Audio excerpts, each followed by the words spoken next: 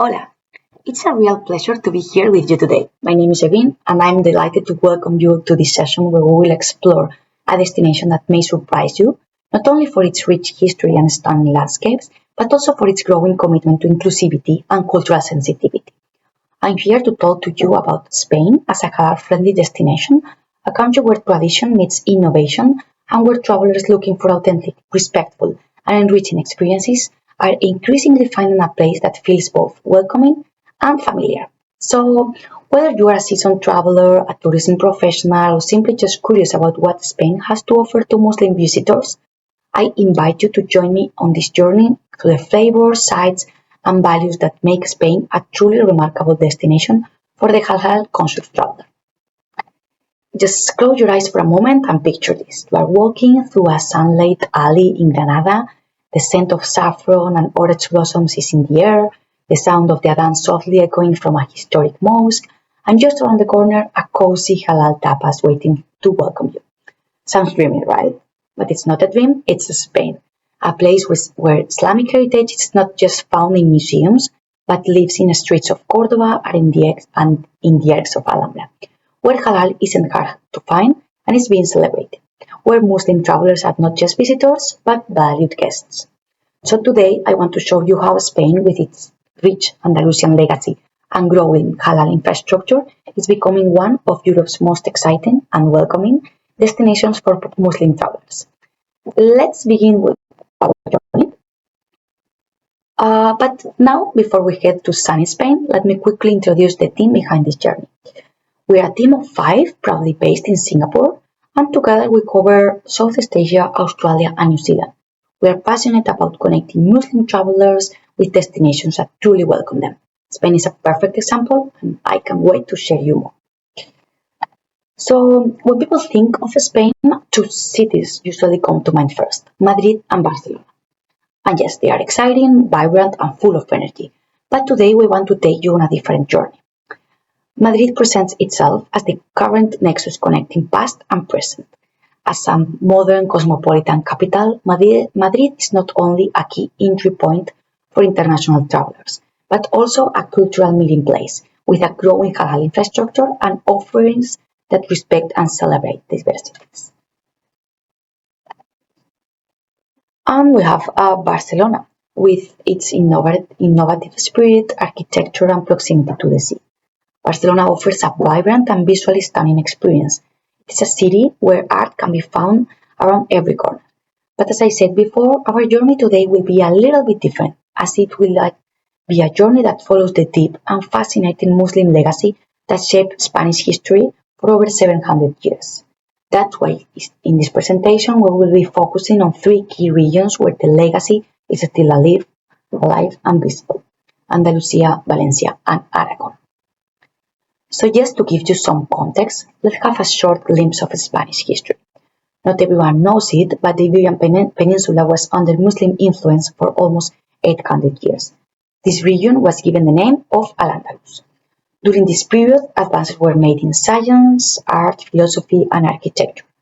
The coexistence of Christian, Muslim, and Jewish cultures left a significant cultural and architectural legacy, and exclusive added value that no other regions in Europe can be boast of having.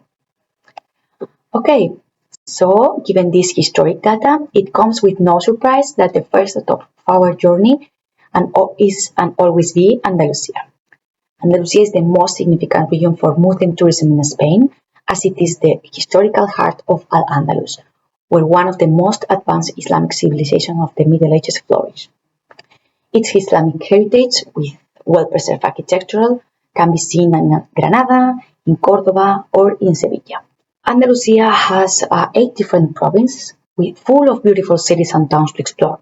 However, for those discovering the region for the first time, we always recommend these 4 destinations: Granada, Sevilla, Cordoba, and Málaga. Seville, is the heart of Andalusia, lively, colorful, and full of character.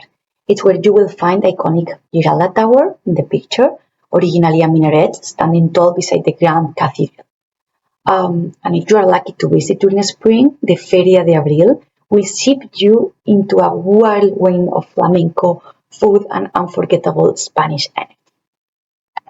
From here, we can head to Cordoba, a city where Islamic heritage is not hidden, it's the very, very center. The city was the capital of the Caliphate in 10th century, and Cordoba is home of the iconic mosque, now cathedral, one of the masterpieces of Islamic art. Its courtyards are a vast and Andalusian intellectual heritage, makes this city a key destination full of UNESCO World Heritage Sites. It's important to notice that if you visit Cordoba in May, you will enjoy the Fiesta de los Patios, where when local residents open their patios, their courtyards to the public, transforming the city into a colorful open-air museum. Visitors wander through these beautifully arranged spaces, often accompanied by live music, flamenco dancing, and delicious Andalusian cuisine. And here, finally, we will go to the city by the sea, to Malaga. It's the Andalusian Mediterranean getaway, modern, dynamic, but yet deeply historic. That's not all. Malaga is part of the Costa del Sol, a sunny and peaceful coastline with villages as wide as it sounds. It offers accessible and quiet beaches, as well as more secluded options for greater privacy.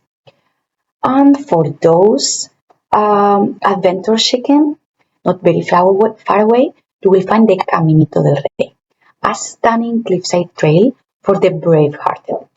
You will also can find the Feria de Jerez, where Andalusian culture comes to alive with flamenco, horses, and local food, or have a nice ski day just a step away from Granada and the Alhambra.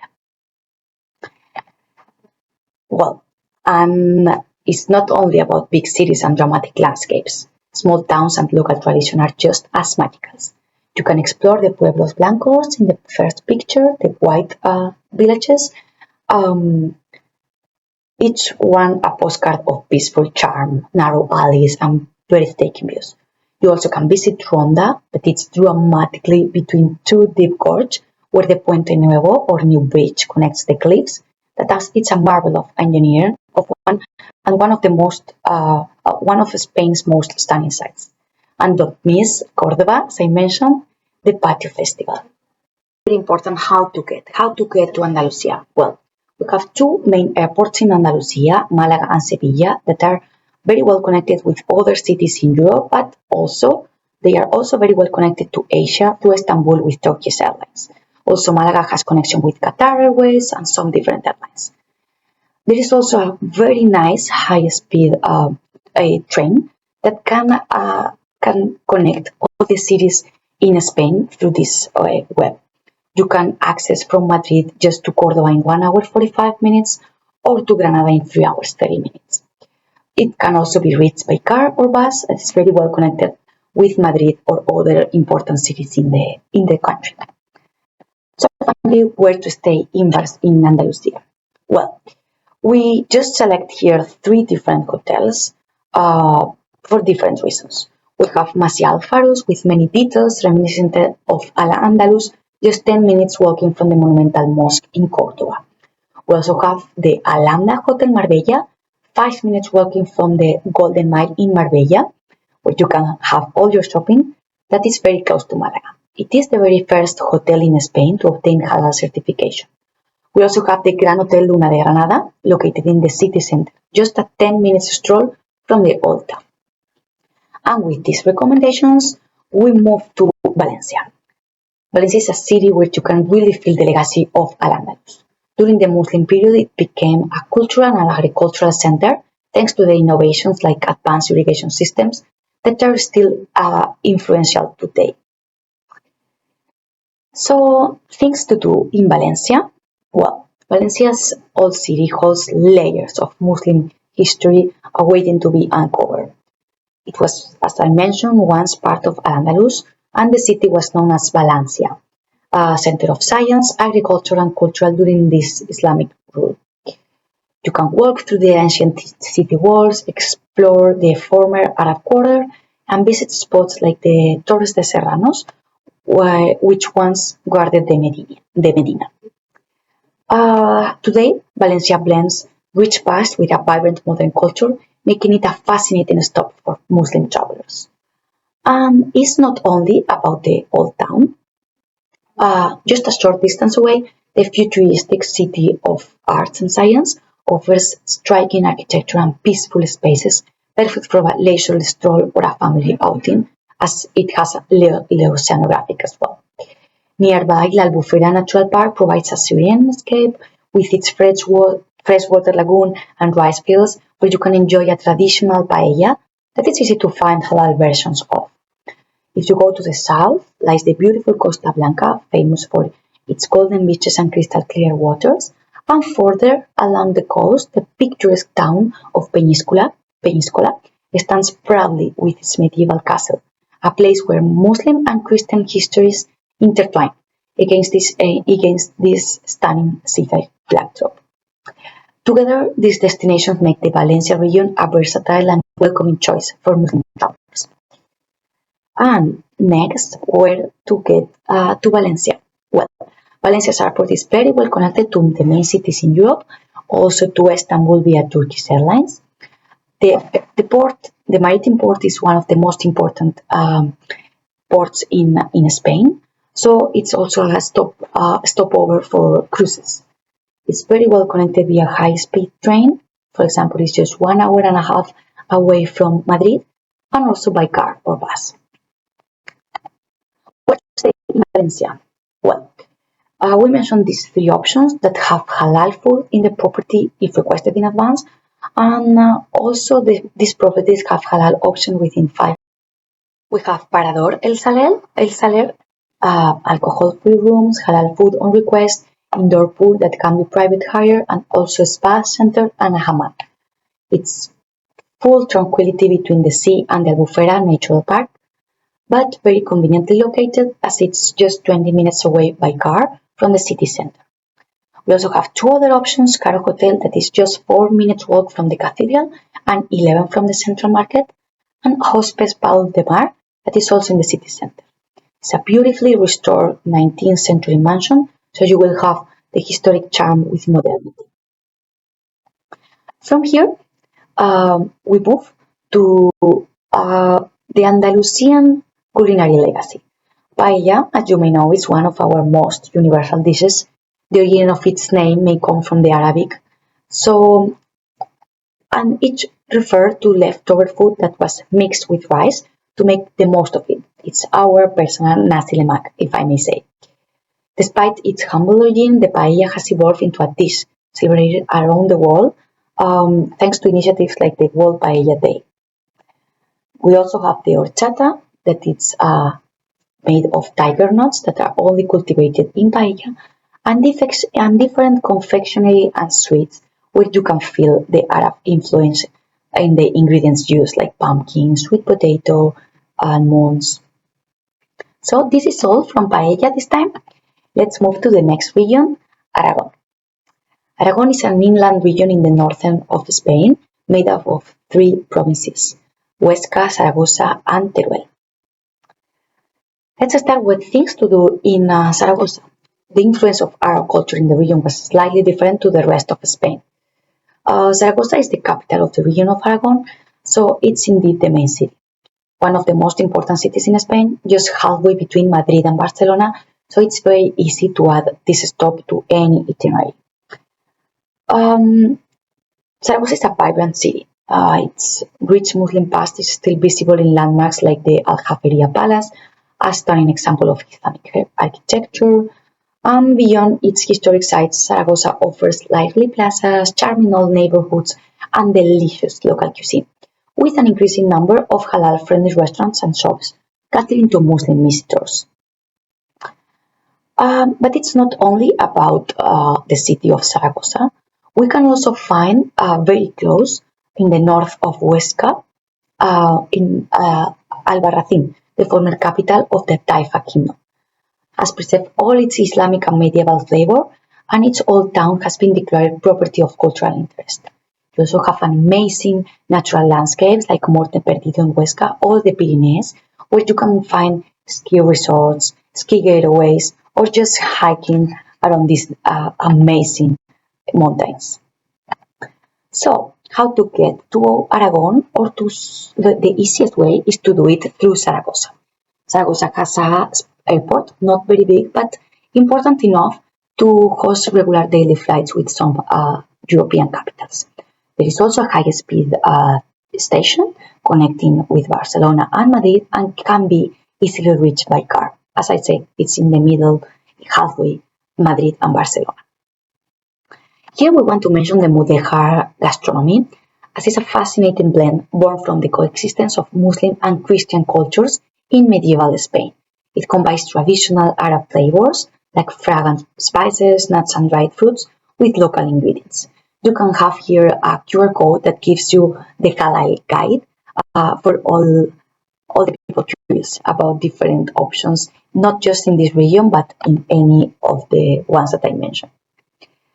Okay, where to stay in Aragon? Well, we are going to mention three very different spaces. First of all, it's Canfranc railway station that has been the protagonist of important historical events since 1928, now has been totally refurbished to host an amazing hotel. We also have two paradores. May I remember you that the paradores are historical buildings that the government of Spain wants to preserve, so we made them hotels, so everyone can enjoy these incredible castles, palaces, or even monasteries. So with this, I finished the part about Aragon and the regions, and I want to talk about the different initiatives we are making in the Spain Tourism Office around the world, including ours in Singapore. Our initiatives include numerous familiarization trips for Muslim agents, press tips, webinars, and roadshows in other regions of Southeast Asia. From Spain, we are monitoring the Halal certification of establishment and have created specific guides for Halal tourism in different regions, as well as a specialized web platform. We also want to mention here shopping, because this is part of the experience you can have in Spain. There are some very famous brands like Loewe, Bimba, Massimo Dutti, Zara, Toes, Camper or Desigual that are Spanish brands. So we want to highlight them. The moment you visit Spain, you can have them hopefully with a big discount as they are part of our heritage. So with these last recommendations about shopping, my presentation comes to an end. Thank you so much for your time and attention. As we have seen today, Spain is more than just beautiful beaches, historical cities, and delicious food. It's a country that is embracing diversity and opening its arms to travelers from all walks of life. For Muslim visitors seeking meaningful, respectful, and unforgettable experiences, Spain is not just a destination, it's a welcoming journey where tradition and hospitality come together. We hope this has inspired you to discover Spain through a new lens, and we look forward to welcoming you or your customers with open hearts, open minds, and of course, open doors. Muchas gracias and see you soon in Spain, in Salat.